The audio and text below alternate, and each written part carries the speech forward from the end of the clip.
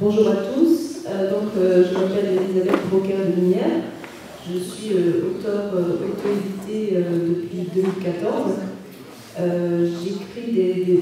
un pseudonyme, Flavie Michel Cavalier, et j'écris des romans, de littérature contemporaine, ouvert à tout public. Voilà, je passe peut-être la parole aux autres pour qui nous donnent notre propre coordonnée. Merci. Alors moi je m'appelle Yannick Jamana, je suis auto-édité depuis bientôt 2 ans. J'ai sorti mon premier livre en mai 2017. C'est un recueil de 3 nouvelles. Là on en parlera plus tard, j'ai aussi un roman qui est prêt, sur lequel j'ai fini de travailler. C'est plutôt du fantastique et du thriller ce que j'ai écrit. Voilà.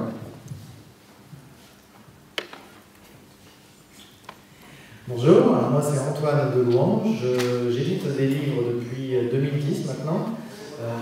J'ai augmenté mon activité d'auteur depuis 2017 avec la sortie des 3 livres que je présente aujourd'hui, 4 maintenant. Et j'ai étendu un petit peu mon spectre de littérature en passant du fantastique à la science-fiction, au thriller et dernièrement sur de la romance. Voilà. Donc pour vous, en quelques mots, c'est quoi la liberté d'un auteur? Vaste sujet. Moi j'estime que la liberté d'un auteur, ça se décline peut-être en deux catégories.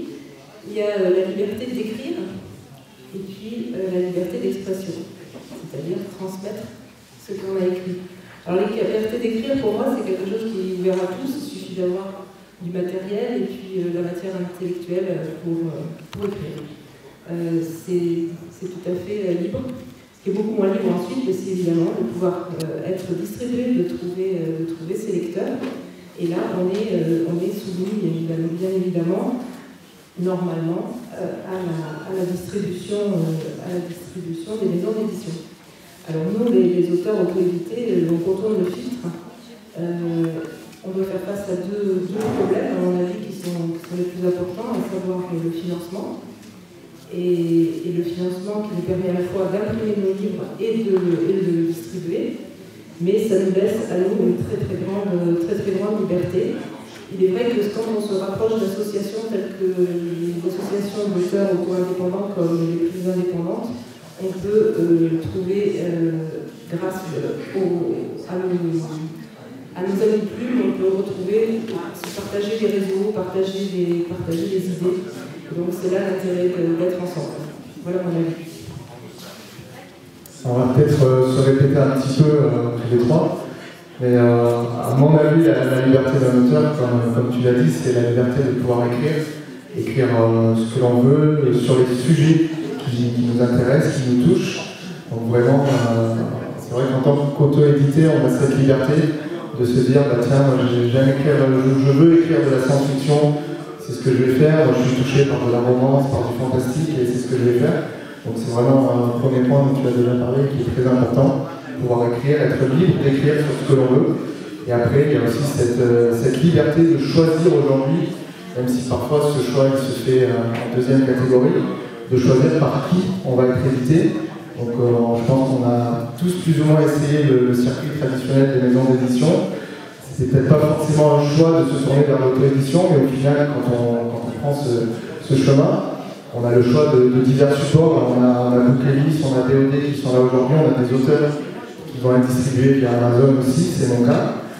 C'est une liberté de pouvoir choisir aujourd'hui, de se dire, tiens, je suis auteur, j'ai écrit un livre, je choisis par quel biais je vais le distribuer. Alors ça reste une liberté, mais ça peut aussi être un frein, puisque aujourd'hui avec Internet, on trouve de plus en plus d'auteurs, et c'est vrai que sortir de la masse de ces auteurs, ça peut être difficile. Du coup, ça peut être aussi un petit peu un frein à notre liberté. Alors moi, je fais partie des personnes qui pensent que écrire, justement, le but d'écrire, et moi, c'est pourquoi j'ai commencé à écrire, c'était qu'il n'y a pas de tabou, on peut parler de tout.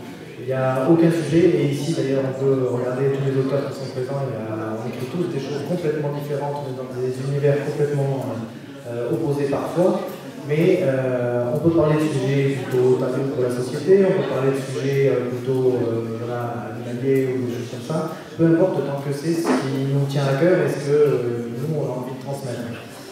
Moi j'ai commencé à écrire parce que j'étais un dévoreur de livres fantastiques à l'époque et que malgré l'amour que j'avais de cette littérature-là, je ne trouvais pas l'histoire qui me faisait vibrer complètement à 200%. Et je me suis dit, mais si personne ne l'écrit pour toi, vas-y, écris-la pour toi. Donc j'ai d'abord écrit pour moi, et une fois que je l'ai lu et que je l'ai fait lire à quelques personnes autour, je me dis, oui, mais il faut peut-être le partager. Et l'auto-édition, moi j'y suis venu par choix parce que j'avais envie de continuer vers cette liberté-là, de pouvoir dire ce que je voulais, de la forme que je voulais, sans que personne ne me dise, de toute façon, ça, il faut le faire comme ci, ça, il faut le faire comme ça. Donc en répondant à cette question, vous avez déjà un peu enchaîné sur la deuxième, puisque j'allais dire, comme tous les auteurs présents ici, vous avez choisi l'auto-édition. Donc on est d'accord sur le fait que ça permet une plus grande liberté, mais est-ce que pour vous ça pourrait au contraire être aussi un frein? Donc Franny a commencé un peu à en parler, est-ce que vous avez quelque chose à ajouter là-dessus? Liberté, frein? Ouais, sur le frein. Oui. Juste pour revenir sur ça, oui, le frein premier, c'est le financement. Parce que fatalement, s'auto-éditer, ça veut dire soit acheter un stock, donc ça veut dire avancer de l'argent. Je pense qu'on n'est pas tous des héritiers de grande famille qui offrent la possibilité d'ouvrir nous-mêmes nos maisons ou nos boutiques. Donc oui, le premier frein, c'est juste le financier. Après, derrière, il y a quand même pas mal de solutions. Scribis, VOD, Amazon, enfin, il y a même d'autres solutions ou l'impression indépendante qui font que petit à petit j'ai l'impression qu'on peut de plus en plus se diffuser facilement et je pense qu'on va vers un avenir de liberté totale par rapport à ça. J'espère qu'on va vers ça parce que écrire ça ne devrait pas être restreint à un aspect financier, ça devrait être juste de l'art.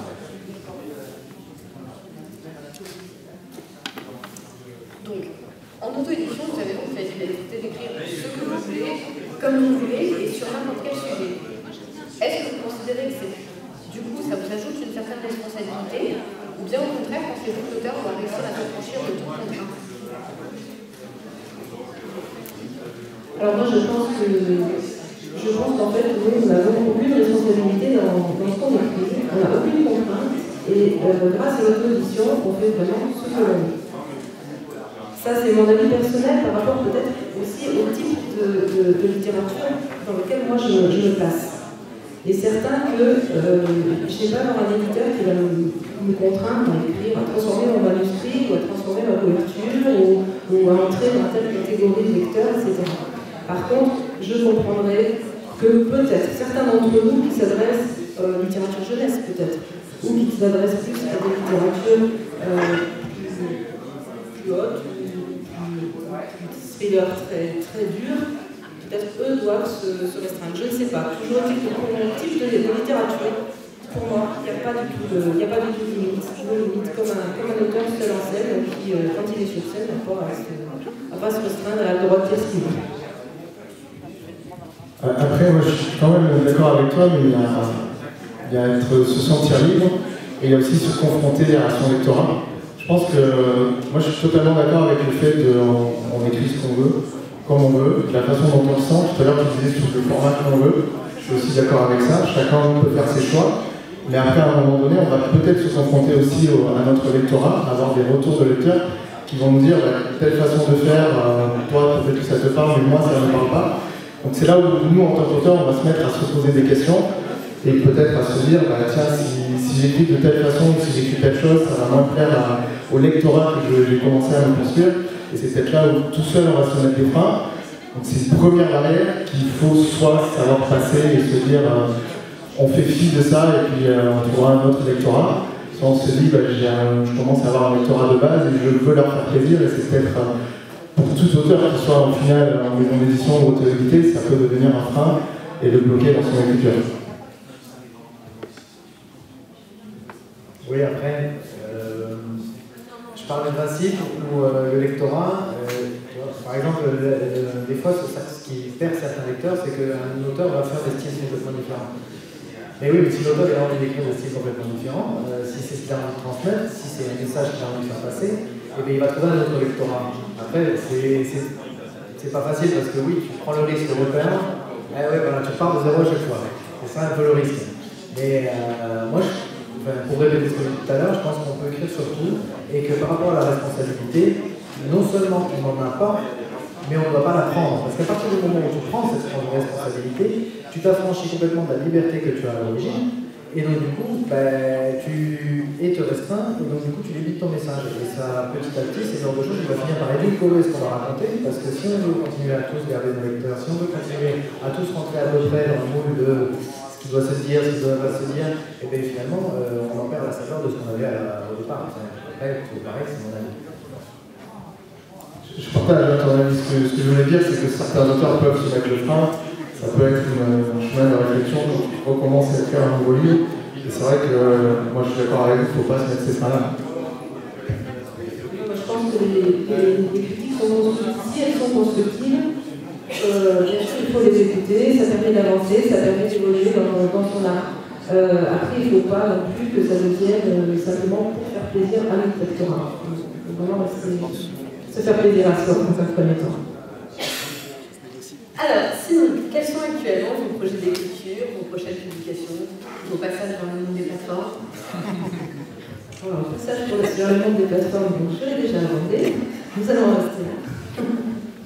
Donc, moi, pour les prochains projets, déjà, c'est terminer l'enregistrement de mes livres audio, parce que mes 2 romans ont été sélectionnés par la Bibliothèque sonore de Bordeaux.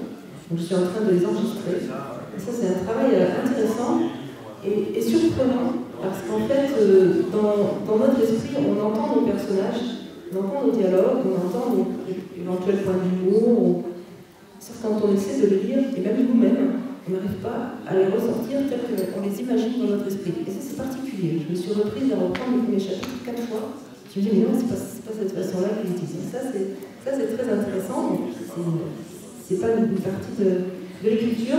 Pour l'écriture, évidemment, ce serait d'imprimer la petite nouvelle qui se trouve dans le recueil des plumes indépendantes que j'ai proposé. Donc j'aimerais bien la sortir sous format papier. Ben voilà, vous voyez, bon, si le livre n'est pas sous format papier, il n'existe pas. Voilà, il existe, mais il est mélangé avec les autres. Donc voilà, donc c'est de mettre le même format que les autres. Il est vrai que c'est un petit, c'est sous forme de nouvelle, mais c'est dans la même ligne que ma série Bouclée.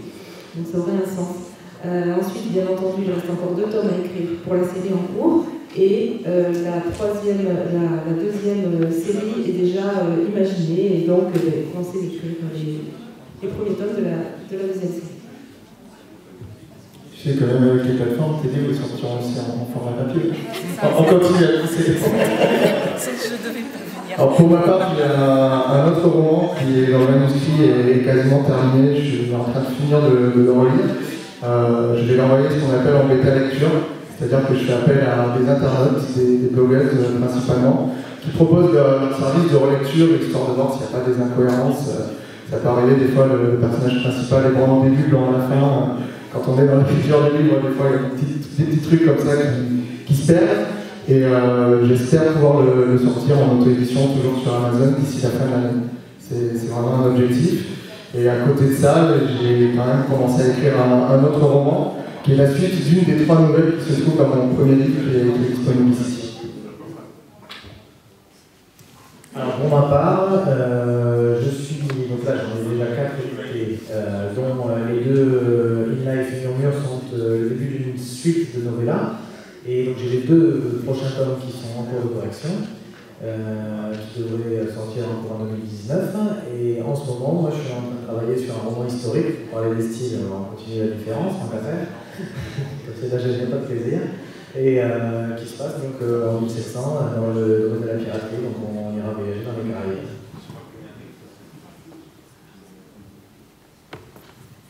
On arrive à la fin de cette table ronde, où déjà je vais vous souhaiter beaucoup de réussite pour tous vos projets en cours. Et puisque peut-être c'était la liberté d'écriture, si vous avez envie de dire un dernier mot. Ou pas. Continuez d'écrire pour ceux qui écrivent et puis lisez pour ceux qui lisent. Et oui, tout ce qu'on a souhaité aux auteurs présents, puis à ceux qui sont... Parce qu'on est tous auteurs, on est tous lecteurs surtout. Et avant, bah oui, continuez d'écrire ce que vous avez envie d'écrire, et puis lisez ce que vous avez envie de lire. Ce qui fait plaisir, c'est le premier rôle d'un auteur, d'abord, c'est de se faire plaisir avant de transmettre.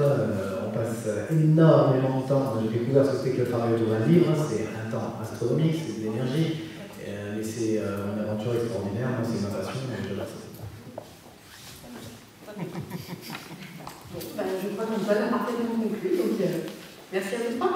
Avec plaisir.